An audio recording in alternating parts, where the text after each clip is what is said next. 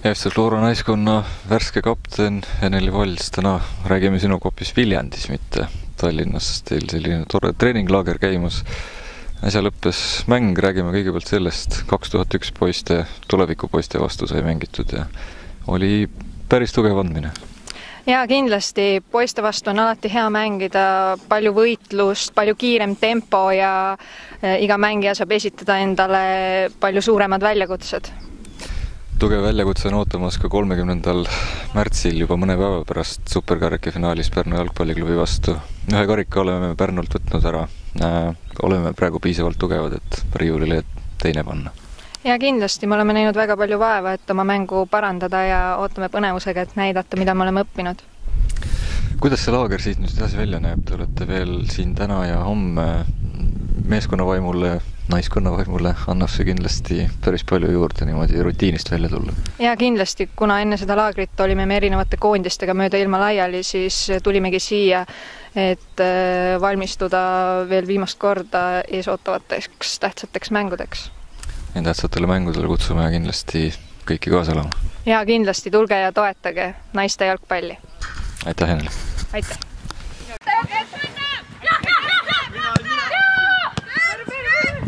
Hästi! Kelli, hoia meile palli veidi! Otsa, kaugel on! Olen ära vaja võtta, mitte seal, aga üksi on. Hoia!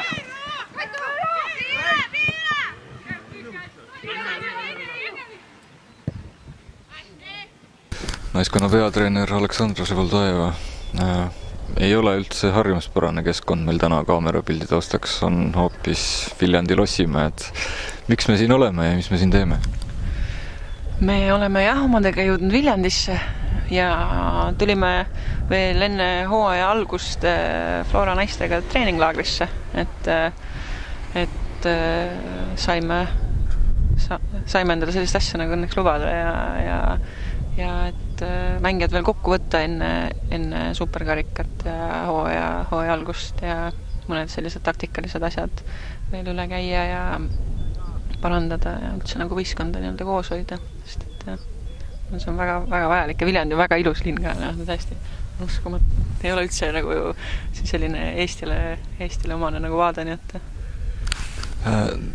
täna oli tugev mäng 2001 poiste vastu, 0-1 jäime seal olla. Poisid lahendasid eeskujulikult kontra ära, aga tänasest mängust võit ei olnudki sinu jaoks ilmselt kõige tähtsam. Kui palju sa nüüd selle laagri kestel keskendud tegelikult sellele eesootavale superkarika finaalile ja kui suur osa selles laagris on ikkagi sellisel üldisel ettevalmistusel hooaja alguseks, mis on kohe-kohe tulemas?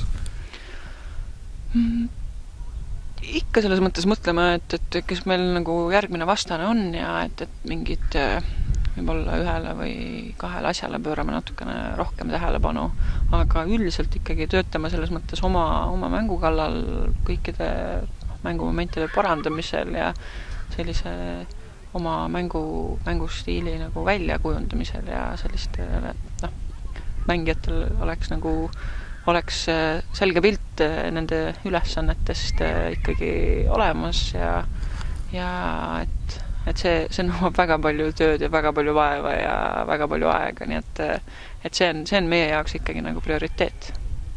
Naiskonnal on uus kapten, nagu täna mängueelsest kogunemisest kõrvalt salaja kuulsin. Eneli Vals on sellest hooajast naiskonna kapteni paele kandmas. Mis sellise otsuse taga seisab? Võistkond ikka eelkõige, et tegime selles mõttes võistkond hääletas ja ma usun, et ega seal eelnevalt on meil alati Floral on kapten Keti Unbu ja eks need kaks sellist põhilist nagu kandidaati olidki, et Keti ja Eneli ja siin mõne häälega oli Eneli nagu ütleme, tuli selles mõttes rohkem nagu esile, aga ma usun, et Eneli on igati väärikas ja väga tugev selles mõttes kapten ja eelkõige toob endaga kaasa sellise võitluslikkuse ja pühenduvuse ja no sellised tingimusteta nagu jalgpalli mängimise, mis on, ma arvan, et üks kõige võib-olla harvemini esinev nagu külg jalgpalluritel. Et Keti on meil praegu koos Katrin Looga siis nagu abikaptenid ja ütleme nii, et Keti tähtsus võistkonna jaoks ei lange nagu mitte mingil nagu moel, et ta juba oma mänguga ja olekuga on selles mõttes omaette nagu liider ja mida rohkem meil selliseid liidreid nii-öelda võistkonnas on, seda tugevam meie võistkond on, nii et on nii, et väga hea olla sellise võistkonna treener, kus on sellise kaliibriga mängijad, kes võivad selliseid rolle kanda. Iseloomuga mängijatest rääkides, selle hooaja algusest on meil tagasi Floras tuttav nimi, keda kindlasti nii naiskond kui poolehoidjad suure rõõmuga tervitavad. Katrin Loo on jälle meie ridades. Kuidas Katrini tee tagasi meie juurde sündis ja vist ei ole vaja eraldi küsida, et võistkonna käekäigus saab tal kindlasti olema oluline roll hooaja jooksul?